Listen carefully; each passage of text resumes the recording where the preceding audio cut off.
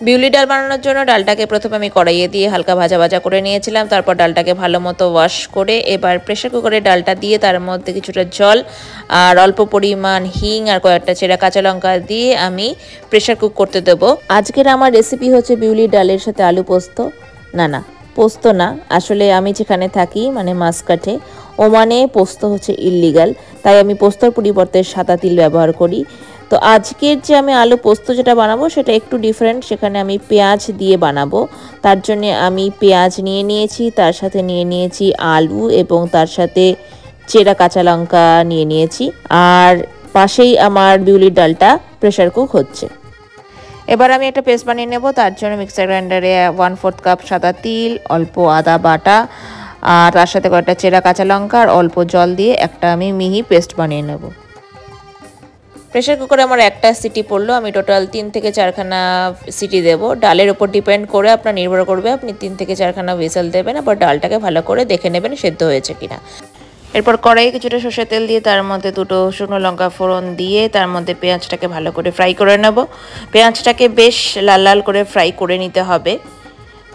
এরপরে পেঁয়াজটা ভালো মতো ফ্রাই হয়ে গেলে আগে থেকে কেটে রাখা আলুগুলো পেঁয়াজের সাথে একসাথে দিয়ে ফ্রাই করে নেব। আলুগুলোকেও বেশ লাল লাল করে ভেজে নিতে হবে। তো এবার কেটে রাখা আলুগুলো দিয়ে দিলাম, পেঁয়াজের সাথে ভালো মতো ফ্রাই করে নেব। পেঁয়াজের সাথে আলুগুলো ভালো মতো ফ্রাই হয়ে গেলে আগে থেকে বানিয়ে রাখা যে পেস্টটা এটা এর মধ্যে ঢেলে সব কিছু একসাথে ভালো করে মিশিয়ে নেব। এবার স্বাদ মতো নুন আর অল্প হলুদ দিয়ে ভালো করে আলু পেঁয়াজ একসাথে মাখিয়ে নেব। তো এই দেখুন আমার বিউলির ডালটা কত ভালো মতো সেদ্ধ হয়ে গেছে। আর এই হচ্ছে আমার আগে থেকে বেটে রাখা তিল বাটা। তো এবার আমি তিল বাটাটা এর মধ্যে দিয়ে সব কিছু একসাথে ভালো মতো মিশিয়ে নেব।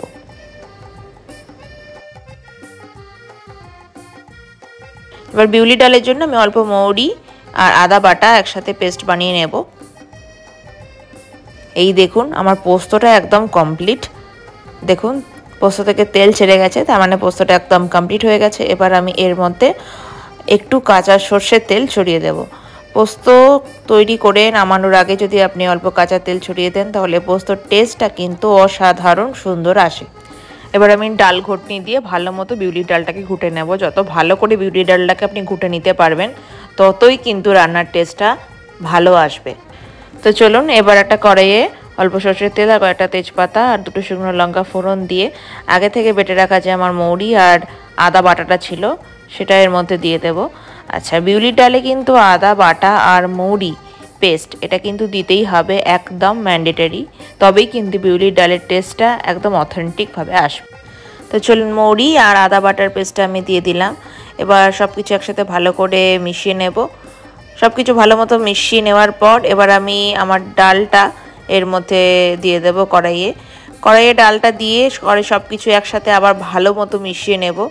এবার তারপরে এর মধ্যে জল দিয়ে আমি একটু বিউলির ডালটাকে পাতলা হতে দেব। আপনারা আপনাদের প্রয়োজন মতো যেরকম কনসিস্টেন্সি পছন্দ করেন সেরকম অনুযায়ী আপনারা এর মধ্যে জলটা দেবেন। আমি বিউলির ডাল একটু পাতলা পাতলা পছন্দ করি, তাই আমি জল দিয়ে ভালো মতো ফুটিয়ে নিয়েছি। দেখুন আমার বিউলির ডাল আর আলু পোস্ত দুটোই কমপ্লিট। আপনারা অবশ্যই কমেন্ট বক্সে জানাবেন কেমন হয়েছে।